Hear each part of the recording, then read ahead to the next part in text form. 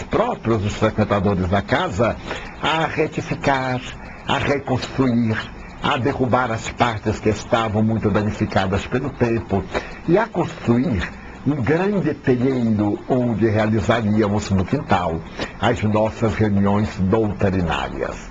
Desta forma, eu me encontrava no mês de julho deste ano de 1952 em São Paulo, proferindo conferências, algumas das quais da sede da Federação Espírita do Estado de São Paulo. Numa dessas reuniões, dirigida pelo inovidável professor Américo Montaini, o comandante Edgar Armon, que era secretário-geral da respeitável instituição, muito amigo nosso, um verdadeiro benfeitor, perguntou-me quais eram os sonhos e as nossas ambições para o futuro. Narrei a história da Mansão do Caminho, as dificuldades. Então ele sorriu muito gentilmente e não disse nada, mas prometeu que nos ajudaria de maneira eficaz na divulgação dos nossos projetos e das nossas ansiedades. Dessa forma, no dia 15 de agosto do referido ano de 1952, o nosso edifício foi inaugurado, a Mansão do Caminho.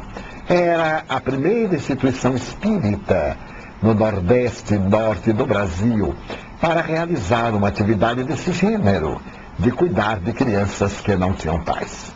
Passaram-se os anos, e no ano de 1955, um amigo devotado que frequentava a nossa instituição, o senhor Newton Sá Roriz, teve a ocasião de dizer-me: Divaldo, eu estava visitando algumas propriedades aqui na periferia de Salvador, quando numa delas eu encontrei aquela que você descreveu tão bem.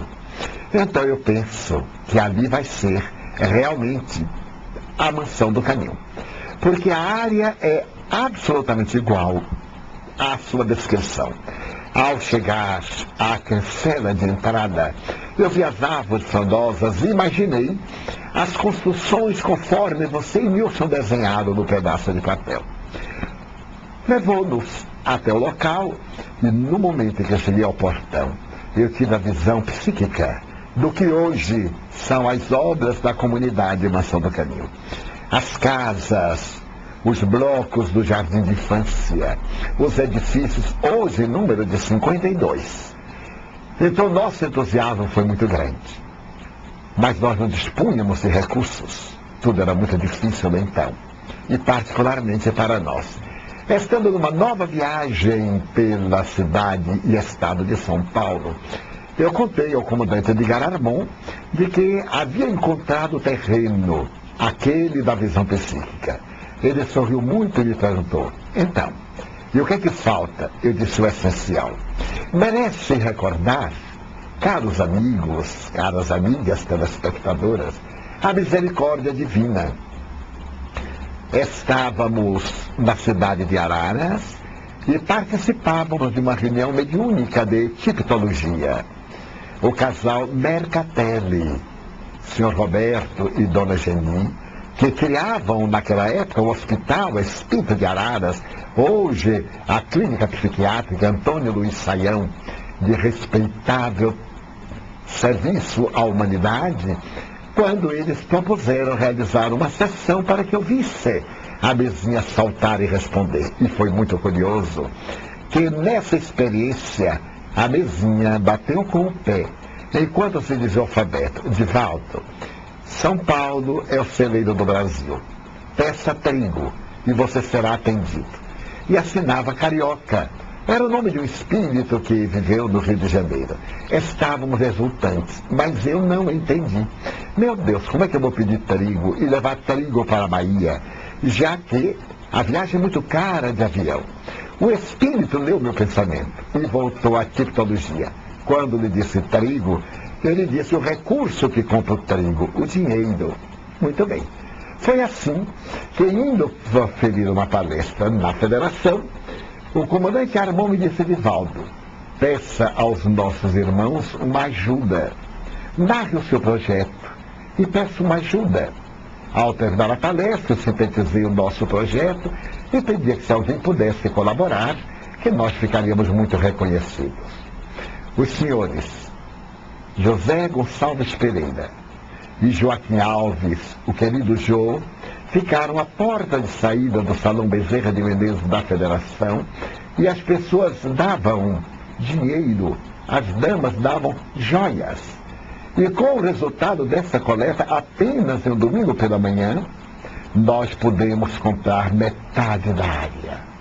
A outra metade compramos lá posteriormente. E no ano de 1960, nós já estávamos aqui instalados com o grande trabalho do Lar Família, o Lar Substituto. Somos pioneiros na América Latina com esse projeto de educação. É certo que no mesmo período, na cidade de Porto Alegre, no bairro da Tristeza, eméritos trabalhadores da causa de Jesus deram início também a um lar desta natureza, o SOS Internacional. Começou a crescer o nosso trabalho. Começamos primeiro a transferir as crianças do velho orfanato para cá e a receber outras crianças.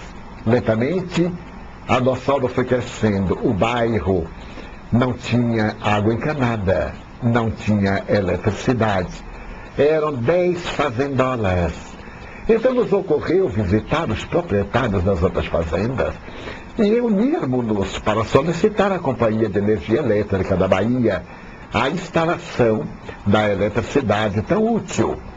E depois que estivemos na grandiosa companhia, o senhor diretor sugeriu que nós nos cotizássemos para pagar os fios, postes, etc., que não havia nenhum problema.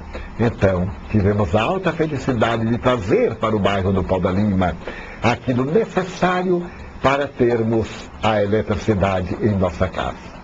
Continuamos as nossas atividades ininterruptamente e em breve estávamos com o plano de urbanização quase concluído. Nilson de Souza Pereira, aqui chamamos de um homem dos 7 instrumentos, começou a colocar na terra o projeto que víamos no mundo espiritual. E sem que dispuséssemos de tratores, apenas com enxadas e picaretas, transformamos o local, que era muito acidentado, em uma pequena cidade.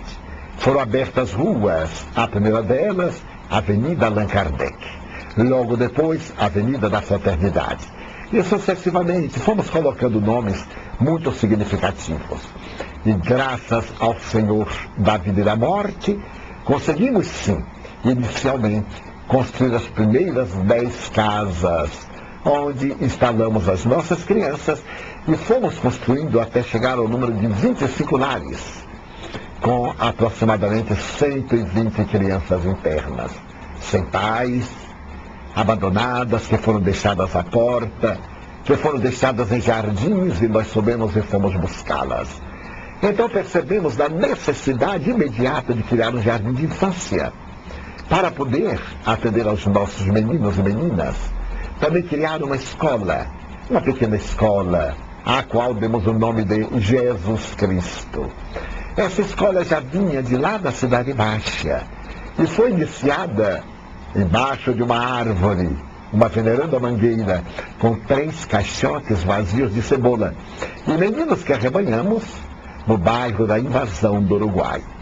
Então transferimos para cá a Escola Jesus Cristo e já o aldeamento fazia-se aqui no bairro. Fomos atraindo as crianças locais, dando-lhes oportunidade. E chegamos hoje ao número expressivo de 3.190 crianças. Entre aquelas do currículo escolar, a creche, o jardim de infância, a alfabetização, a escola fundamental, o segundo grau, as escolas profissionalizantes.